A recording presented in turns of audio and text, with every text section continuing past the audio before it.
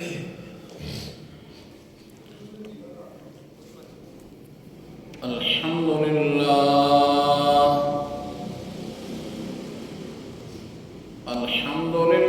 وکفا والصلاة والسلام علی سید الرسل وخاتم الانبیاء وعلى آلہ وصحبہ وبارک وسلم، خصوصاً على خلفائه الراشدين المهديين إلى يوم القيامة. أما بعد فأعوذ بالله من الشيطان الرجيم. بسم الله الرحمن الرحيم.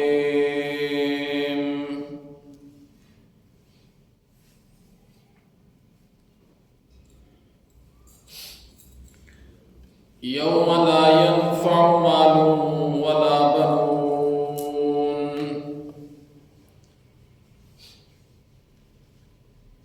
إلا من أتى الله بقلب سليم. صدق الله العظيم وصدق رسوله النبي الكريم، ونحن على ذلك لمن الشاهدين والشاكرين، والحمد لله رب العالمين.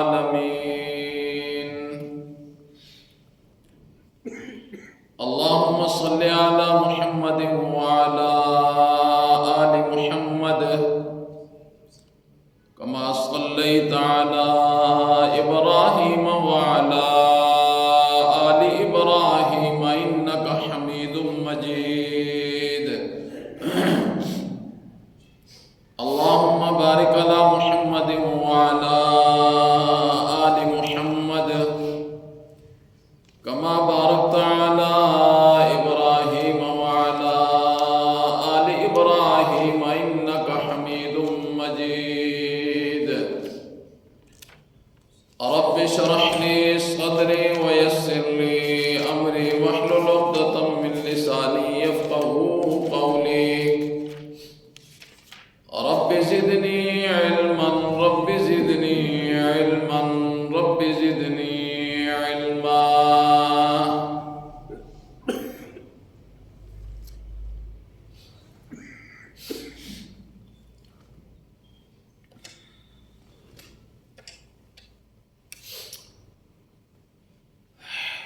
سورہ شعراء اللہ رب العزت نے ارشاد فرمایا، یوم لا ينفع مال ولا بنون، قیامت والے دن نہ مال کام آئے گا اور نہ اولاد کام آئے گی. تو اللہ کے دربار میں سرخ روئی کا سبب کیا ہوگا؟ مال نے بھی وہاں کام نہیں آنا اور اولاد نے بھی کام نہیں آنا. اللہ نے فرمایا الا من اتی اللہ بقلب سلیم. ہاں وہ سرخ رو ہو جائے گا جو اللہ کے سامنے قلب سلیم لے کر آیا، سلیم دل لے کر آیا. وَأُزْلِفَتِ الْجَنَّةُ لِلْمُتَّقِينَ، اور جنت کو متقین کے قریب کر دیا جائے گا. وَبُرِّزَتِ الْجَحِيمُ لِلْغَابِينَ، اور گمراہوں کے لیے جہنم کو بالکل سامنے کر دیا جائے گا. وقیلا، اور پھر اللہ ایک اعلان کریں گے، لہم اینما کنتم تعبدون، وہ تمہارے معبود اب کدھر چلے گئے ہیں جن کی تم پوجا کیا کرتے تھے، من دون اللہ، اللہ کے علاوہ. حل ینصرونکم، کیا وہ تمہاری مدد کر سکتے ہیں اب؟ او ینتصرون، یا اپنے سے بوجھ کو ہٹا سکتے ہیں.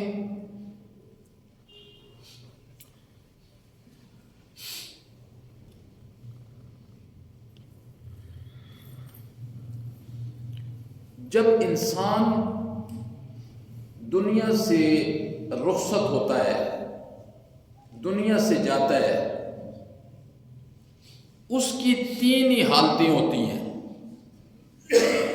جب انسان اس دنیا سے جاتا ہے اس کی تین حالتیں ہوتی ہیں۔ نمبر ایک، وہ کفر کی حالت میں جاتا ہے، کافر چلا جاتا ہے۔ نمبر دو، فسق کی حالت میں جاتا ہے، فاسق مر جاتا ہے۔ اور نمبر تین، وہ صالحین کی صف میں جاتا ہے، صالح بندہ مر جاتا ہے۔ تو جب دنیا سے بندہ جاتا ہے تو اس کی تین ہی حالتیں ہوتی ہیں، یا وہ کفر کی حالت میں جاتا ہے، یا وہ فسق کی حالت میں جاتا ہے، یا وہ نیکی کی حالت میں جاتا ہے۔ دنیا کو بہرحال چھوڑنا ہی چھوڑنا ہے، دنیا کو بہرحال چھوڑنا ہی چھوڑنا ہے۔ دنیا سے جو آیا ہے اس نے جانا ہی جانا ہے۔ یہ دنیا کی سب سے بڑی حقیقت ہے۔ دنیا کا سب سے بڑا سچ یہ ہے کہ موت آئے گی، اور دنیا کا سب سے بڑا جھوٹ یہ ہے کہ اللہ کا کوئی شریک ہے۔ یہ دنیا کا سب سے بڑا جھوٹ ہے، اور دنیا کا سب سے بڑا سچ یہ ہے کہ موت نے آنا ہے، ہر حال میں آنا ہے۔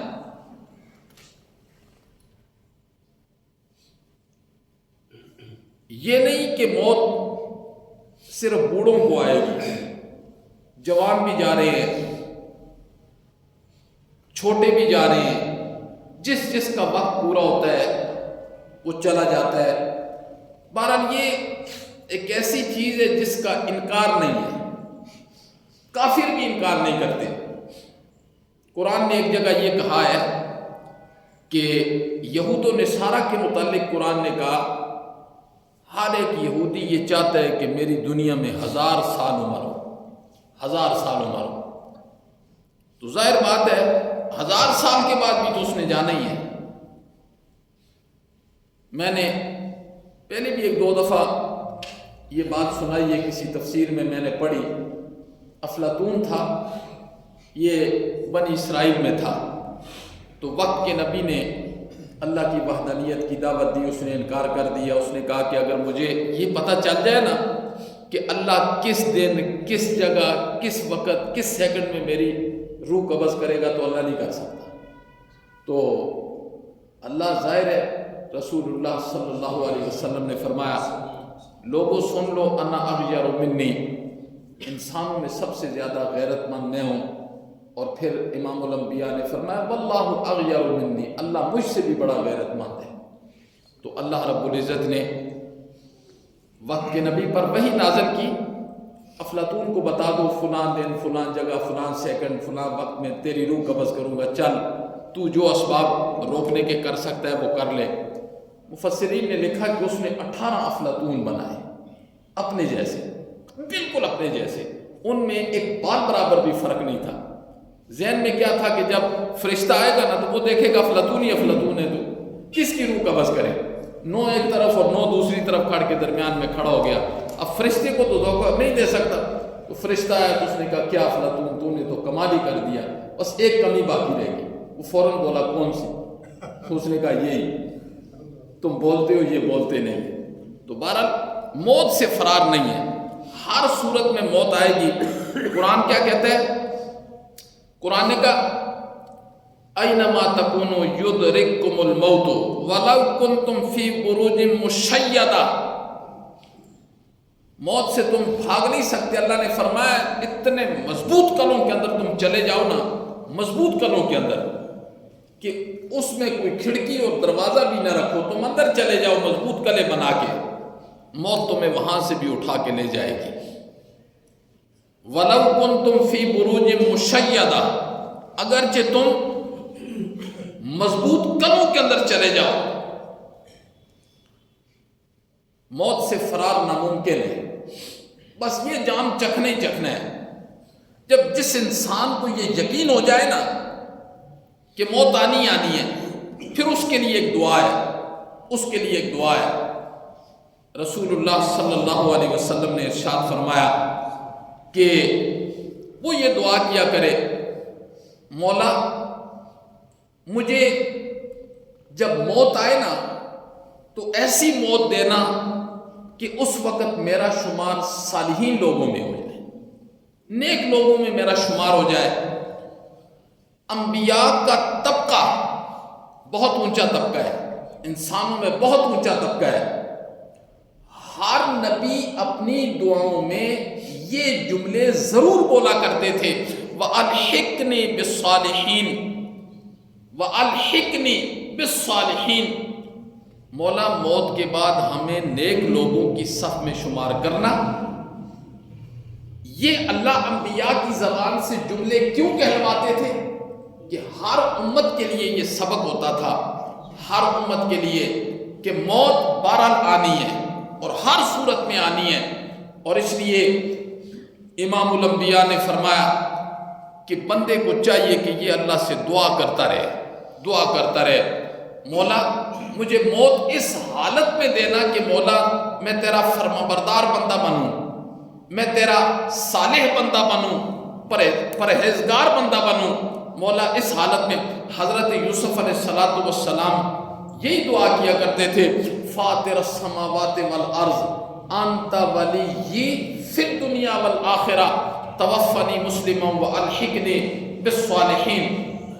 اے زمین و آسمان کے پیدا کرنے والے، تو ہی میرا دوست ہے، تو ہی میرا کارساز ہے، تو ہی میرا کام بنانے والا ہے، تو ہی قادر ہے، تو ہی قوتوں والا ہے، تو ہی مطلق ہے، تو ہی مختار کل ہے۔ انت ولی، تو میرا دوست ہو جا مولا، میرا کارساز ہو جا دنیا اور آخرت میں، وَأَلْحِقْنِي بِالصَّالِحِينَ، اور میرا شمار نیک لوگوں میں کرنا۔ تو یہ حضرت یوسف علیہ السلام۔ تو قرآن کیا کہتا ہے؟ قرآن نے کہا یوم لا ینفع مال ولا بنون، قیامت کا دن وہ ہوگا جس دن نہ مال کام آئے گا نہ اولاد کام آئے گی۔ آج مال کے لیے ہم کیا کچھ کر رہے ہیں اور اولاد کے لیے ہم کیا کچھ کر رہے ہیں، اس دن کچھ کام نہیں آئے گا الا من اتی اللہ بقلب سلیم۔ ہاں، جو آیا اللہ کے پاس قلب سلیم لے کر آیا تو وہ کامیاب ہو جائے گا، وہ کامران ہو جائے گا۔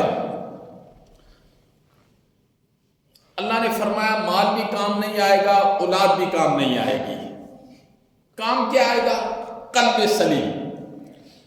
اس آیت کے دوسرے جملے میں محنت کا میدان اللہ نے ذکر کر دیا کہ محنت کا کیا میدان ہے، تم نے کس میدان میں محنت کرنی ہے۔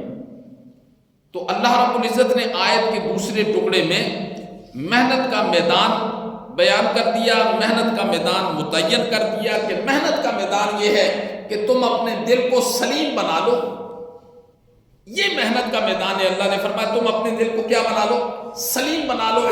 یہ اللہ رب العزت نے محنت کا میدان دیا۔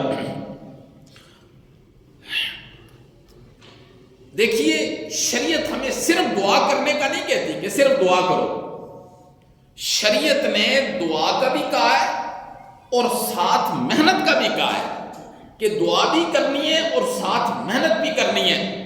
ایک صحابی رسول اللہ صلی اللہ علیہ وسلم کے پاس آئے اور آ کر کہنے لگے اللہ کے پیغمبر دعا کرے نا کہ اللہ جنت میں مجھے آپ کا قرب نصیب فرما دے، آپ کی رفاقت نصیب فرما دے۔ آپ نے کیا جواب دیا؟ آپ نے فرمایا ایک شرط ہے میری، دعا میں کروں گا لیکن ایک میری شرط ہے۔ آپ نے فرمایا سجدوں کے ساتھ میری مدد کرو، سجدوں کے ساتھ میری مدد کرو، میں آپ کے لیے دعا کروں گا، اللہ آپ کو جنت میں میرا ساتھی بنا دے گا۔ کیا مطلب؟ یعنی کثرت کے ساتھ نماز پڑھو، کثرت کے ساتھ سجدے کرو، جس کا رواج آج بالکل ختم ہو چکا ہے، بالکل ختم ہو چکا ہے، کثرت کے ساتھ سجدے۔ اور صحابہ کرام کی زندگی اگر آپ دیکھیں، اللہ اکبر، ساری رات صحابہ کرام مصلی پر کھڑے رہتے تھے، سارا دن گھوڑے کی پشت پر ہوتے تھے اور رات کو مصلوں کی پشت پر ہوتے تھے۔ اللہ اکبر۔ تو امام تو صرف دعا نہیں ہے، دعا کے ساتھ محنت بھی بتائیے۔ محنت بھی کرنی ہے، اور محنت کا معیار وہ قلب سلیم ہے کہ اپنے دل کو سلیم کیسے بنانا ہے، اور دل سلیم کیسے ہوتا ہے۔ سنیے امام الانبیاء نے کیا ارشاد فرمایا؟ آپ نے فرمایا القلب السلیم هو الذی ينفق مالہ فی سبیل البر۔ انسان کا دل سلیم کیسے ہوتا ہے، اس کے لیے امام الانبیاء نے چند نسخے بتائے ہیں۔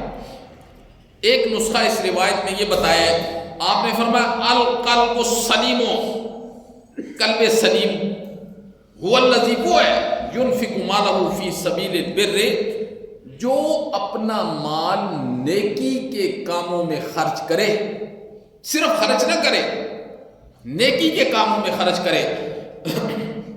ورنہ لوگ مال کی کتنی توہین کرتے ہیں، یہ مال کی بڑی توہین کرتے ہیں لوگ۔ اس مال کا ادب کرنا، احترام کرنا یہ بڑا ضروری اور لازمی ہے۔ یہ مال دے کے تو آپ قرآن مجید لیتے ہیں نا، اس کا ہدیہ دے کے، یہ مال دے کے ہی تو آپ قرآن مجید لیتے ہیں، لیکن آج اس معاشرے میں یہ مال دے کے تو آپ قربانی کا جانور خریدتے ہیں نا، یہ مال دے کے تو آپ حج کی عبادت کے لیے جاتے ہیں۔ اس کا احترام نہیں کرنا، اس کو پاؤں کے نیچے رونگنا ہے۔ وہ بڑے متکبرین لوگ ہوتے ہیں جو پیسوں کو، جیسے آج کل یہ شادیوں پر لوگ پیسے پھینکتے ہیں، یہ بہت بے ادبی ہے، یہ کفر ہے، ایک اعتبار سے انکار ہے۔ تو امام الانبیاء نے فرمایا قلب سلیم وہ ہے کہ سلیم دل کس چیز سے بنتا ہے؟ مال سے بڑی محبت ہوتی ہے انسان کو، بہت محبت ہوتی ہے مال سے۔ یہاں فرمایا جو بندہ اس محبت والی چیز کو نیکی کے کام میں خرچ کرے گا، اللہ اس کے دل کو سلیم بنا دے گا، اللہ اس کے دل کو سلیم۔ چوتھا پارہ کہاں سے شروع ہوتا ہے؟ اللہ نے کیا فرمایا؟ لن تنالوا البر حتی تنفقوا مما تحبون۔ تم نیکی حاصل نہیں کر سکتے اس وقت تک، یہاں تک کہ تم اپنی پسندیدہ چیز میرے رستے میں نہ خرچ کر دو۔ تو مال سب سے زیادہ پسندیدہ ہوتا ہے۔ اللہ اکبر۔ خرچ کرنا، خرچ کرنے کا قرآن نے حکم دیا ہے، مال خرچ کرنے کا۔ اور خرچ کیسے کرنا ہے؟ خرچ آگے طریقہ بھی بتلایا کہ امام الانبیاء نے ارشاد فرمایا کہ مال ایسے خرچ کیا جائے، ایسے خرچ کیا جائے کہ بندہ دائیں ہاتھ سے مال خرچ کرے اور بائیں ہاتھ کو بھی اس کا علم نہ ہو، اس کا علم نہ ہو۔ بسا اوقات شہرت، ریاکاری اس کے سارے عمل کو برباد کر کے رکھ دیتی ہے۔ یہ حکم امام الانبیاء کو بھی تھا کہ اپنی امت میں یہ تعلیم جاری کرے کہ جب خرچ کرنا ہے نا تو خرچ کس انداز سے کیا جائے، ایک ہاتھ سے کرے اور دوسرے ہاتھ کو اس کا علم بھی نہ ہو، اجر بہت ہے اس کا۔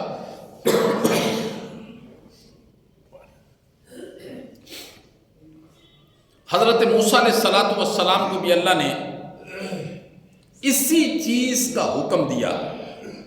حضرت موسیٰ علیہ السلام ایک مرتبہ مجمع میں لوگوں کو یہ بتا رہے تھے، لوگوں مال کا خرچ کرنا اور نیکی کے راستے پر خرچ کرنا اور مستحق تک پہنچا دینا یہ عرش والے کو بڑا محبوب ہے، بڑا محبوب ہے۔ خرچ ایسے کیا جائے، ایک ہاتھ سے بندہ خرچ کرے تو دوسرے ہاتھ کو بھی پتہ نہ چلے۔ کسی نے سوال کیا کہ اس کا کیا مطلب ہے؟ ایک ہاتھ سے خرچ کرو اور دوسرے ہاتھ کو نہ پتہ چلے، اس کا کیا مطلب ہے؟ حضرت موسیٰ علیہ السلام نے بتایا کہ اس کا مطلب یہ ہے کہ جس پر تم خرچ کرو نا اسے بھی نہ پتہ چلے کہ مجھ پر پیسہ کون لگا رہا ہے، مجھ پر کون خرچ کر رہا ہے۔ ایک بندہ مجمع میں بیٹھا ہوا تھا، بڑا امیر آدمی تھا، وہ رات کے اندھیرے میں اس نے درم دینار کا بورا بھرا اور نکل گیا کہ میں کسی پر خرچ کرتا ہوں۔ رات میں آگے اس کو راستے میں ایک بندہ ملا، اس کی جھولی کے اندر وہ سارے ڈال کے چلا گیا۔ رات کے اندھیرے میں اس زمانے میں کیا پتہ چلتا تھا دینے والا کون ہے اور لینے والا کون ہے؟ صبح نا ایک شور مچ گیا کہ رات کو کوئی بندہ ہے اور چور کی گود میں پیسے رکھ کے چلا گیا اور وہ چوری کے لیے جا رہا تھا، چور کی گود میں پیسے رکھ کے چلا گیا۔ انسان ہے نا، فطرت ہے اس کے دل میں تھوڑا سا ملال آیا کہ چور کو میں پیسے دے کے آ گیا ہوں۔ پھر اس نے کہا چور ہے کوئی بھی ہے، میں نے تو اپنے اللہ کے لیے دیے ہیں۔ دوسرے دن رات کو پھر اس نے بورا اٹھایا نا، کسی اور راستے پر چلا گیا تو آگے دیکھا تو ایک خاتون بیٹھی تھی، اس نے اس کی گود میں پیسے ڈالے اور آ گیا۔ صبح ایک شور مچ گیا، ظاہر اس نے بتا دیا کہ رات کو میرے کوئی پیسے دے کر گیا مجھے اور بہت زیادہ، اور جس کی گود میں رکھ کے گیا نا وہ طوائفہ تھی، وہ رات کو اپنے دھندے کے لیے جا رہی تھی۔ صبح اسے پتہ چلا، پھر ایک ملال سا ہوا، پھر اس نے کہا میں نے تو اپنے اللہ کے لیے پیسے دیے، مجھے کیا ہے کون ہے اور کون نہیں ہے۔ اسے ویسے لوگوں سے باتیں کرتے ہوئے اس نے تو نہیں بتایا کہ میں نے رکھے ہیں۔ تیسرے دن پھر وہ پیسے لے کے نکل گیا، کسی اور راستے پر نکلا تو رات کو ایک ڈیرے پر پہنچا، وہاں ایک بہت عجیب سا بندہ بیٹھا ہوا تھا۔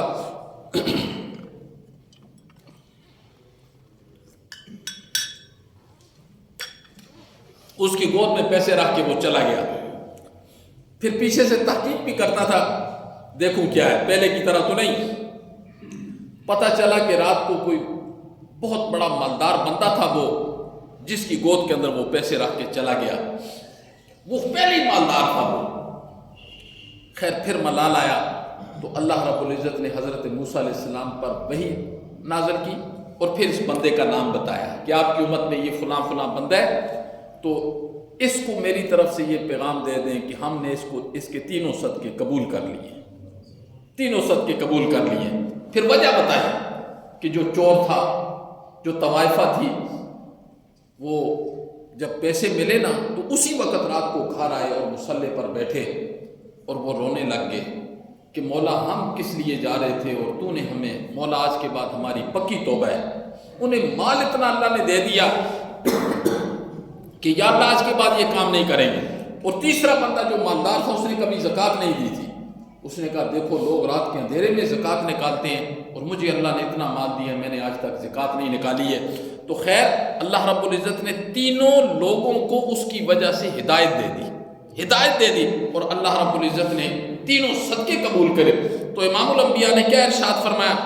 القلب السلیم، قلب سلیم وہ ہے ينفق مالہ فی سبیل البر، جو نیکی کے کام میں مال خرچ کیا جائے۔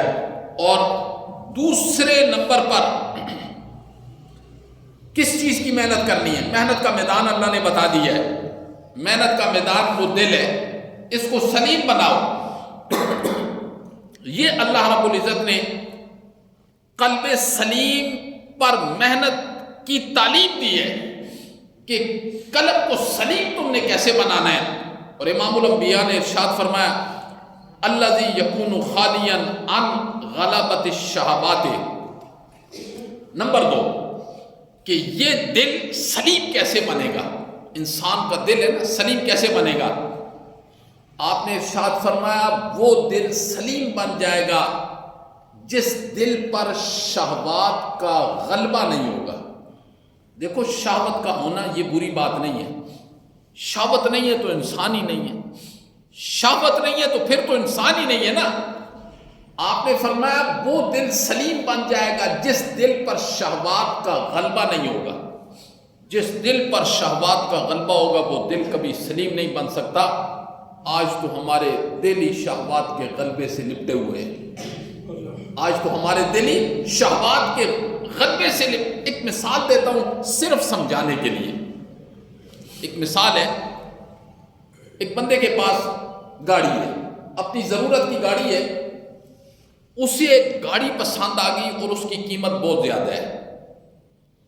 اب اشتہا اٹھا، دل میں اشتہا اٹھا، اور اب شہوت کا غلبہ کیا ہے؟ ہونا تو یہ چاہیے تھا، اس کے پاس پیسے بھی نہیں ہیں، پیسے بھی نہیں ہیں۔ اس نے گاڑی دیکھ لی، اس کی قیمت بھی زیادہ ہے، پیسے بھی نہیں ہیں۔ اس نے کہا میں نے اب صرف شہوت ہے، صبر کا تقاضا تو یہی ہے کہ وہ اللہ کا شکر ادا کرے کہ مولا تیرا شکر ہے کہ تو نے مجھے دی ہوئی ہے، میرے پاس ہے۔ شیخ سعدی کہتے ہیں نا کہ میں بازار سے جا رہا تھا تو میرے پاؤں میں جوتے نہیں تھے، تو میں اللہ پر اعتراض کر رہا تھا کہ اللہ تو نے مجھے جوتے بھی نہیں دیے، میں پاؤں میں جوتے ہی نہیں تھے۔ شیخ سعدی بڑے عظیم لوگ گزرے ہیں 7-8 صدیاں پہلے، تو شیخ سعدی کہتے ہیں کہ میں نے اللہ دل میں کہہ رہا تھا کہ اللہ جوتے بھی نہیں دیے۔ آگے ایک مسجد میں گیا تو بندے کا پاؤں ہی نہیں تھا، میں نے کہا مولا تیرا شکر ہے میرا پاؤں تو ہے، جوتے نہیں ہے میرا پاؤں تو ہے نا کم از کم، تو پھر میں نے اللہ کا شکر ادا کیا۔ تو ایک بندہ ہے، اب اس کے پاس پیسے بھی نہیں ہیں، اب شہوت کا غلبہ اتنا اس پر ہو گیا ہے کہ اس نے کہا میں نے لینی ہے، اور پھر اس نے اپنی اس اشتہا کو پورا کرتے ہوئے نہ جائز دیکھا، نہ ناجائز دیکھا، نہ حلال دیکھا، نہ حرام دیکھا، ہر طرف سے پورے کر کے کسی بھی طریقے سے اس نے وہ چیز خرید لی۔ یہ ہوتا ہے شہوت کا غلبہ۔ اشتہا کا ہونا بری چیز نہیں ہے، شہوت کا ہونا بری چیز نہیں ہے۔ شہوت تو نہیں ہے تو پھر بندہ فرشتہ ہے، شہوت یہ ہے تو تبھی تو امتحان ہے بندے کے لیے۔ تو شہوت کا غلبہ جس دل پر ہوگا وہ دل کبھی سلیم نہیں بن سکتا ہے۔ اس لیے انسان کو جو اللہ رب العزت نے دیا ہے، انسان اس پر شکر کرے، صبر کرے، اور اللہ رب العزت کے ہاں لَإِن شَكَرْتُمْ لَأَزِيدَنَّكُمْ وَلَئِن كَفَرْتُمْ إِنَّ عَذَابِي لَشَدِيدٌ۔ قرآن نے ارشاد فرمایا کہ اگر تم کسی چیز کی ناشکری کرو گے تو پھر میرا عذاب بھی بڑا سخت ہے۔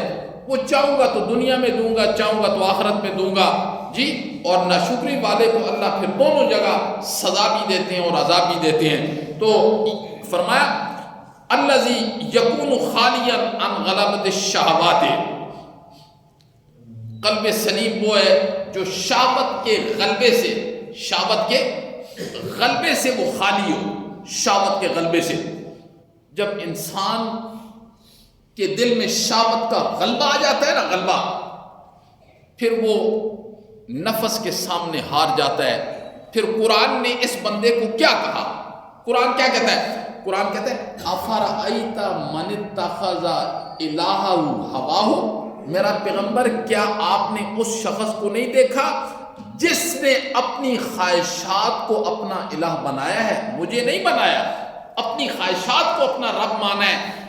جو خواہش نے پیش کیا اس نے اس کو عملی جامہ پہنا دیا، اس نے اس کو کیا کر دیا؟ عملی جامہ پہنا دیا۔ تو قلب سلیم کی اللہ رب العزت نے یہ تعلیم دی ہے کہ اپنے دل کو سلیم بناؤ، قلب سلیم بناؤ۔ اور لوگوں نے آپ جانتے ہیں آپ کہ لوگوں نے اس دل کو سلیم بنانے کے لیے کتنی محنتیں کی ہیں۔ یہ دل بغیر محنت کے سلیم تو نہیں بنتا نا، بڑی بڑی لوگوں نے محنتیں کی ہیں اس دل کو سلیم بنانے کے لیے۔ الا من اتى الله بقلب سلیم، اللہ نے فرمایا میرے دربار میں وہی سرخ رو ہوگا جو قلب سلیم لے کر آیا۔ کتابوں میں ایک واقعہ لکھا ہے، ایک اللہ والے تھے، وہ کہہ رہے ہیں اب قلب سلیم بنانے کی محنت میں، قلب سلیم بنانے کی محنت میں بسا اوقات جی حلال چیزوں سے بھی بچنا پڑتا ہے۔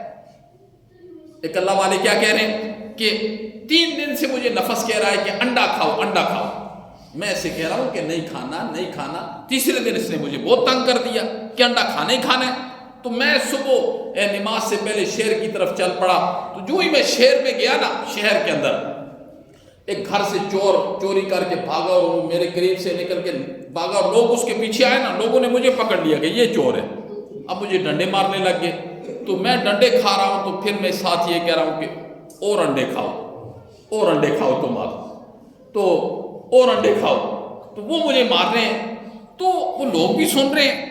تو ایک بندہ آیا، وہ مجھے پہچان رہا تھا، اس نے لوگوں کو پیچھے کو اس نے کہا یہ تو فلاں اللہ والے ہیں، ان کو تم مار رہے ہو۔ تو خیر انہوں نے معافی مانگی، اور پھر ایک بندے نے کہا حضرت یہ کیا آپ کہہ رہے تھے؟ تو اس نے کہا کہ یہ نفس مجھے 3 دن سے کہہ رہا تھا کہ انڈا کھانا ہے، میں نے کہا صبر کرو ابھی نہیں کھانا، اس نے تنگ کر دیا مجھے۔ تو اب کوئی بندہ یہ سوال کرے کہ اس نے حلال ہی چیز کھائی ہے، حرام تو نہیں کھائی، تو یہ کیا ہے؟ بات یہ دیکھیں، سمجھانے کے لیے میں بات کرتا ہوں، یہ جو فوجی ہوتے ہیں نا، فوجی، ان کی ٹریننگ آپ نے کبھی دیکھی ہے کہ ان کو کیسی ٹریننگ کروائی جاتی ہے؟ کبھی ان کو سارا دن بھوکا رکھا جاتا ہے، کبھی ان کو پانی میں کھڑا کر دیا جاتا ہے، کبھی ان کو بغیر جوتوں کے دھوپ کے اوپر دوڑایا جاتا ہے۔ کیوں کیا جاتا ہے ایسے کیوں کیا جاتا ہے؟ حالانکہ وہ سارا دن انہیں بھوکا کیوں رکھا جاتا ہے؟ حلال چیز سے بھوکا رکھا جاتا ہے، پاؤں میں جوتا بھی ہے، بغیر جوتے کے کیوں دوڑایا جاتا ہے؟ پٹھوں کے اندر ایک ایک من وزن ڈال کے پہاڑوں پر لگا دیا جاتا ہے جی، اور پابندی ہوتی ہے کہ پانی نہیں پینا ہے جی، فلاں نہیں کرنا ہے جی۔ یہ ان کی کبھی آپ نے ٹریننگ دیکھی ہے فوج کی؟ حالانکہ ساری چیزیں حلال ہوتی ہیں، تو کیا مطلب یہ کہ یہ ایک مشق ہوتی ہے، مشق، تاکہ جب یہ آگے کسی میدان میں جائے نا اتنے مضبوط ہوں کہ یہ ہر چیز برداشت۔ تو کیا اللہ نے فرمایا قلب سلیم لے کر آؤ، تو اس کے لیے محنت نہیں ہے۔ اس کے لیے جب بندہ اپنے نفس کو حلال چیز سے پیچھے کرے گا نا تو حرام سے بطریق اولا بچ جائے گا۔ جب نفس کی خواہشات ہی پوری کرتا چلا جائے گا تو پھر یہ حرام سے کیسے بچ سکتا ہے؟ پھر یہ کبھی حرام سے نہیں بچ سکتا۔ اس لیے کہ قلب سلیم اس کو بنانے کے لیے، اس کو اختیار کرنے کے لیے بڑی مشق کی ضرورت ہے، بڑی محنت کی ضرورت ہے۔ تو انسان کبھی کبھی جائز چیزوں کو، حلال چیزوں سے بھی پیچھے بندہ ہٹتا ہے تو ایک اتنی مشق ہو جاتی ہے کہ پھر جو ہے نا وہ اپنے نفس کا غلام نہیں ہوتا، وہ اپنے نفس کو الہ نہیں مانتا، پھر وہ اپنے نفس کو پاؤں کے نیچے رون کے پھر اللہ رب العزت کی باتوں کو مانتا ہے، پھر انہیں عملی جامہ پہناتا ہے۔ اللہ اکبر۔ تو قلب سلیم، الا من اتی اللہ بقلب سلیم۔ نمبر 3، امام الانبیاء نے کیا ارشاد فرمایا؟ آپ نے فرمایا الذی یکون خالیا من الکفر والشرک والنفاق۔ قلب سلیم وہ ہوتا ہے، قلب سلیم وہ ہوتا ہے جو کفر سے، جو شرک سے، جو نفاق سے خالی ہو۔ اور قلب سلیم وہ ہوتا ہے، قلب سلیم، امام الانبیاء نے ارشاد فرمایا کہ کفر، شرک اور نفاق سے ایسی نفرت ہو جیسے ایک بندے کو بو سے نفرت نہیں ہوتی ہے، بدبو سے نفرت ہوتی ہے۔ اور جو سلیم الفطرت بندہ ہوتا ہے اس کو بو سے کتنی نفرت ہوتی ہے، ہر ایک کو بو سے نفرت ہوتی ہے، پھر وہ اپنے ناک کے آگے کپڑا رکھ دیتا ہے جی کہ مجھے یہ بو نہ آئے، مجھے بو نہ آئے۔ تو امام الانبیاء نے فرمایا قلب سلیم یہ اس وقت بنتا ہے جب انسان کو کفر سے، شرک سے اور نفاق سے ایسے نفرت ہو جائے جیسے بدبو سے نفرت ہو جاتی ہے۔ اب کفر کیا ہے، شرک کیا ہے، نفاق کیا ہے، اسے قرآن نے بیان کیا ہے کہ کفر کیا ہوتا ہے، شرک کیا ہوتا ہے، نفاق کیا ہوتا ہے۔ آج تو ہماری پوری زندگی نفاق کے اندر گزر رہی ہے، پوری زندگی شرک کے اندر گزر رہی ہے۔ ہم ایسی چیزیں ہم سے سرزد ہو جاتی ہیں، اللہ اکبر، کہ اللہ رب العزت معاف فرمائے۔ اسی لیے رسول اللہ صلی اللہ علیہ وسلم نے ایک دعا سکھلائی ہے، اللہم انی اعوذ بک من ان اشرک وانا اعلم واستغفرک لما لا اعلم بہ۔ مولا میں اس شرک سے بھی تیری پناہ میں آتا ہوں جو میں نے جان بوجھ کر کیا، مولا مجھے معاف کر دے۔ مولا اس شرک سے بھی تیری پناہ میں آتا ہوں جو انجانے میں سرزد ہو گیا، انجانے میں مجھے پتہ ہی نہیں چلا۔ شرک اکبر الکبائر ہے جسے اللہ نے معاف نہیں کرنا۔ اس کے نیچے نیچے جتنے گناہ ہیں اللہ رب العزت انہیں معاف کر دیں گے۔ تو قرآن کیا کہتا ہے؟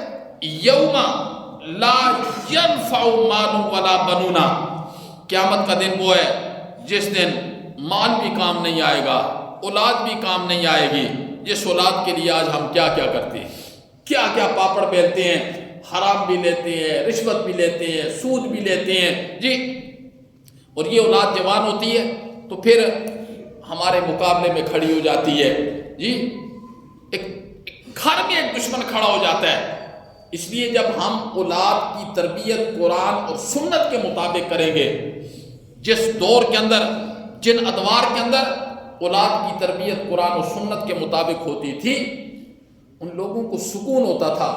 حالانکہ سہولیات اتنی فراہم نہیں کرتے تھے جتنی آج ہم اپنی اولادوں کو سہولیات فراہم کرتے ہیں، سہولیات کا تصور بھی نہیں ہوتا تھا، لیکن آج ہم اپنی اولاد کو کتنی سہولیات فراہم کرتے ہیں، اس کے باوجود بھی اولاد نافرمان ہے، تو اللہ نے فرمایا اولاد کام نہیں آئے گی، مال کام نہیں آئے گا، الا من اتى اللہ بقلب سلیم، مگر کام کیا آئے گا؟ جی وہ قلب سلیم ہے۔ وہ کیا طریقہ ہے کہ جس کے اندر، جس سے انسان کے دل میں یہ داعیہ پیدا ہو جائے کہ میرا دل بھی قلب سلیم ہو جانا چاہیے۔ وہ کیا طریقہ ہے؟ ظاہر بات ہے ایک چیز کا بندے کے دل میں تصور بھی نہیں ہے تو اس کا خیال بھی کبھی نہیں آئے گا، جو ہی بندہ کسی کے سامنے کسی چیز کا تذکرہ کرے گا نا، فلاں، مثال کے طور پر کسی نے کہہ دیا یار وہ فلاں ہوٹل پہ بہت اچھا کھانا ہوتا ہے، جی اب اس کے دل میں داعیہ پیدا ہو گیا کہ چلو کبھی وقت نکال کے جائیں گے۔ ایک داعیہ ہے نا، ایک چیز کا پتہ ہی نہیں ہے تو داعیہ کیسے پیدا ہوگا؟ جب تذکرہ ہو گیا تو پھر اس کا شوق بھی پیدا ہو جائے گا۔ تو یہ کیسے پتہ چلے گا؟ کیا طریقہ ہے جس کی وجہ سے انسان کے دل میں ایک قلب سلیم کو بنانے کا داعیہ پیدا ہو جائے؟ اللہ اکبر۔ اس کے لیے امام الانبیاء نے ایک بڑا زبردست نسخہ بتایا ہے۔ امام الانبیاء نے ارشاد فرمایا کہ بندہ استغفار کثرت سے کرے بھی اور کروائے بھی۔ کیا مطلب؟ استغفار کثرت سے کرے بھی اور کروائے بھی۔ جب انسان استغفار کرے گا، استغفر اللہ ربی من کل ذنب اذنبتہ عمدا او خطا، یہ سارے جملے استغفار کے پڑھے گا تو اپنے سارے گناہوں کو سامنے رکھ کے یا اللہ مجھے معاف کر دے، یا اللہ مجھے معاف کر دے، استغفر اللہ ربی من کل ذنب، اللہ میں اپنے سارے گناہوں کی معافی مانگتا ہوں تجھ سے، مولا تو علیم ہے، تو خبیر ہے، تو جاننے والا ہے، تجھ سے کوئی چیز چھپی ہوئی نہیں ہے۔ تو استغفار یہ تو ہو گیا کرنا۔ استغفار کروانے کا کیا مطلب ہے؟ امام الانبیاء نے فرمایا استغفار کروائیں۔ ایک حدیث کے اندر آتا ہے رسول اللہ صلی اللہ علیہ وسلم نے ارشاد فرمایا جو بندہ صبح سورہ حشر کی آخری آیتیں پڑھ لے گا، 3 آیتیں، سورہ حشر کی آخری آیتیں صبح پڑھے گا، اللہ رب العزت 70,000 فرشتوں کی ڈیوٹی لگائیں گے جو صبح سے لے کے شام تک اس کے لیے استغفار کریں گے۔ کیا کریں گے؟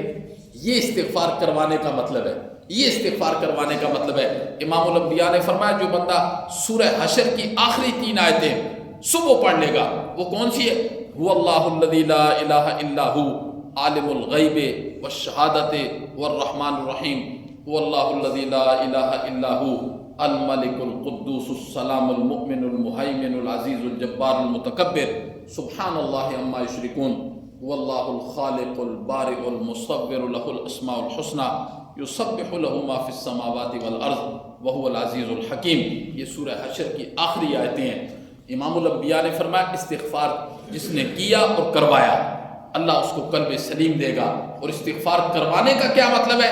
جس نے سورہ حشر کی آخری، اور ان کے پڑھنے کا طریقہ کیا ہے؟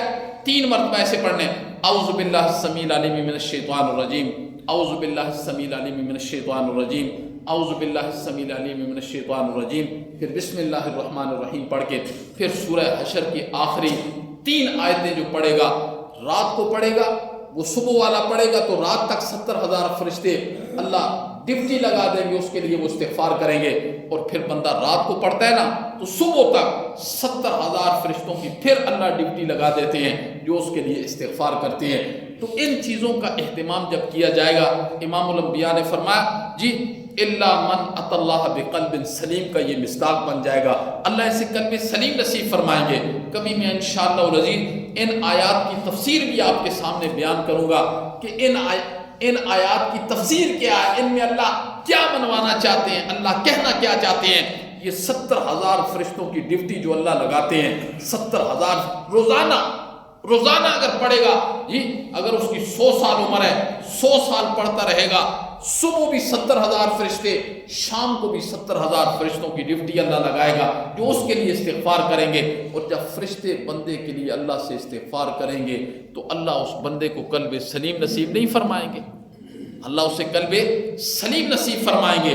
تو کیا ایک اور نسخہ اسی آیت کا سن لیں، اور بڑا زبردست نسخہ ہے۔ حضرت عبداللہ ابن مسعود رضی اللہ تعالیٰ عنہ ان کا ایک شاگرد ہے، آپ قرآن پڑھا رہے تھے، جب اس آیت پر پہنچے نا، لو انزلنا هذا القرآن على جبل لرأيته خاشعا متصدعا من خشیۃ اللہ وتلك الامثال نضربها للناس لعلهم يتفکرون۔ حضرت عبداللہ ابن مسعود نے فرمایا کہ ایسے اپنے سر پر ہاتھ رکھ لو، ایسے اپنے سر پر ہاتھ رکھ لو۔ شاگرد نے پوچھا یہ آیتیں آپ پڑھا رہے ہیں، لو انزلنا، یہ آخر تک ہیں، تو حضرت عبداللہ ابن مسعود کے شاگرد نے پوچھا حضرت اس میں کیا راز ہے، اس میں کیا راز ہے؟ حضرت عبداللہ ابن مسعود نے فرمایا کہ یہ مقام میں رسول اللہ صلی اللہ علیہ وسلم سے پڑھ رہا تھا، یہی مقام۔ یہاں پہنچا نا تو امام الانبیاء نے فرمایا عبداللہ ابن مسعود اپنے سر پر ہاتھ رکھ لو، اپنے سر پر ایسے ہاتھ رکھ لو۔ تو میں نے رکھا تو رسول اللہ صلی اللہ علیہ وسلم نے مجھے فرمایا کہ عبداللہ ابن مسعود، جب حضرت جبرائیل مجھ پر یہ آیتیں نازل کرنے کے لیے آئے نا، نزول کے وقت آیات کا نزول ہو رہا تھا، تو اس وقت جبرائیل نے مجھے کہا تھا کہ آپ اپنا دست مبارک اپنے ہاتھ پر رکھ لیں، آپ اپنا دست مبارک اپنے ہاتھ پر رکھ لیں۔ تو میں نے اپنا ہاتھ، امام الانبیاء کہتے ہیں کہ اپنے سر پہ رکھا، تو اس وقت جبرائیل نے کہا فَإِنَّهَا شِفَاءٌ مِّن كُلِّ دَاءٍ إِلَّا السَّامَ۔ یہ آیتیں جو اس طریقے سے پڑھے گا، اپنے سر پر ہاتھ رکھ کر پڑھے گا، اللہ رب العزت موت کے علاوہ جتنی مرضیں ہیں اس سے اسے شفا دے دیں گے۔ لیکن کیا وہ قلب سلیم ہوگا تو یقین ہوگا نا؟ یقین نہیں ہے، آج یقین نہیں ہے، آج ظاہری اسباب پر ہمارا یقین ہے، دوائیوں پر یقین ہے، ڈاکٹروں پر یقین ہے، لیکن جب قلب سلیم ہوگا نا، پھر انسان کسی ڈاکٹر کے پاس بھی جائے گا نا تو جاتے ہوئے یہ ضرور پڑے گا وَإِذَا مَرِضْتُ فَهُوَ يَشْفِينِ، مولا جب میں بیمار ہوتا ہوں تو شفا صرف تو ہی دیتا ہے، مولا شفا صرف تو دیتا ہے۔ یہ اسباب کی دنیا ہے، تیرا حکم ہے، میں چل پڑا پر میرا اس پر یقین نہیں ہے۔ آج بھی اگر یقین ہو نا دلوں میں، فضائے بدر پیدا کر، فرشتے تیری نصرت کو اتر سکتے ہیں گردوں سے، کتار اندر کتار اب بھی، اللہ اب بھی وہی ہے جو بدر میں اللہ تھا نا، جس نے بدر میں آسمانوں سے فرشتے اتار کے صحابہ کی مدد کی تھی، آج بھی اللہ وہی ہے۔ لیکن کمی کس چیز میں ہے؟ کمی مجھ میں ہے، کمی میرے میں پائی جاتی ہے۔ اب میرا یقین بدل گیا ہے، تو دیکھیں آج بھی اگر یہ یقین ہوگا نا، یہ یقین خدا باعث شاید اللہ کی ذات پر یقین ہو، ورنہ تو قرآن تو ہے ہی شفا ہے، قرآن تو ہے ہی شفا ہے، لیکن ہمیں نہیں ہوتی ہے۔ ہماری جو محسوس کرنے والی حس ہے نا، حس وہ مردہ ہو چکی ہے، وہ حس مردہ ہو چکی ہے۔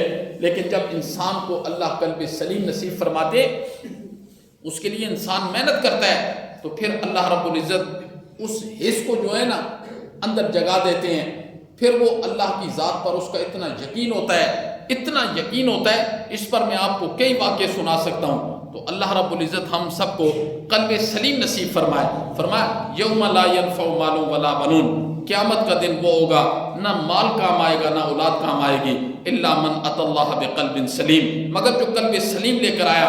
وازلفت الجنۃ للمتقین، جنت کو متقین کے سامنے کر دیا جائے گا۔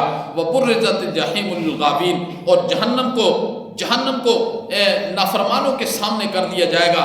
وقیل لہم اینما کنتم تعبدون، اللہ کہیں گے کہاں ہیں میرے علاوہ جن کی پوجا کیا کرتے تھے، سجدے کیا کرتے تھے، میرے علاوہ جن کے نام کی نظر و نیاز دیا کرتے تھے، کہاں ہیں آج وہ؟ جی اللہ کہیں گے من دون اللہ، میرے علاوہ۔ حال ینصرونکم، اللہ کہیں گے آج وہ تمہاری مدد کر سکتے ہیں، آج وہ تمہاری مدد کر سکتے ہیں۔ او ینتصرون، یا اپنا بوجھ خود اتار سکتے ہیں۔ اللہ ہمیں عمل کی توفیق نصیب فرمائے۔